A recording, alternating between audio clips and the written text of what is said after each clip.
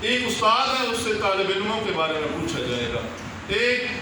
وزیر اعظم یا صدر ہے، اس سے اس کی رعایا، یعنی جتنی بڑی اس کی سلطنت ہوگی، جتنی بڑی رعایا ہوگی، قیامت والے دن اتنا بڑا اس کو حساب دینا پڑے۔ اور اللہ کے جو پیارے خلیفہ جتنے بھی گزرے ہیں، جو پاک باز بادشاہ گزرے ہیں، جو عادل جج گزرے ہیں، یہ جب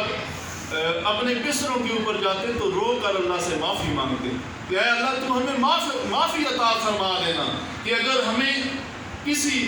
فرض کی بجا آوری کے دوران ہمیں کوئی مشکلات آ گئی، ہمیں کوئی پریشانی آ گئی، ہم سے کوئی زیادتی ہو گئی، تو اے اللہ تو معاف فرما دینا، اور ہم تجھ سے دعا کرتے ہیں کہ تو ہمارے ہاتھ کو تھامے رکھ، اور ہم جب تک رہیں،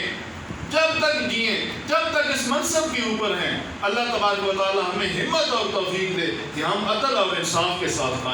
کام کریں۔ حضرت عمر فاروق رضی اللہ تعالیٰ عنہ کا واقعہ ہے، آپ ایک خیمے کے اندر جل رہی تھی لالٹین، تو آپ اس کے قریب جاتے ہیں تو وہ اندر ایک عورت بات کر رہی ہوتی ہے کہ یہ عمر کیسا حکمران ہے جس کو پتہ ہی نہیں اس کی رعایا کے اندر ایک جو ہے گھر کے اندر فاقے ہیں، بھوک ہے، اور اسے معلوم ہی نہیں ہے۔ آپ وہاں سے جاتے ہیں، بیت المال سے تمام چیزیں لیتے ہیں، اپنی پیٹھ کے اوپر لاتے ہیں۔ اب غلام ساتھ ہے، وہ کہتا ہے کہ اے امیر المومنین میں اٹھا لیتا ہوں، تو آپ اسے کہتے ہیں کیا قیامت کے دن بھی تم میرے وزن کو اٹھائے گا؟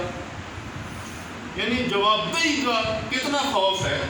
تو جتنی بڑی رعایا ہے، جتنی بڑی اس کی رعایا ہے، اگر کوئی خامند ہے، اس کے 5 بچے ہیں، تو ان سے 5 کی تربیت کے متعلق پوچھا جائے گا، اس سے بیوی کے متعلق پوچھا جائے گا۔ تو یہ واقعہ ہمیں بتاتا ہے کہ ہم نے کس طرح جو ہے وہ عدل اور انصاف کو قائم کرنا ہے۔ اور جو میں آپ سے بات کرنا چاہ رہا تھا اصحاب کہف کے بارے میں، اصحاب کہف کے جو نام ہے نا، یہ مختلف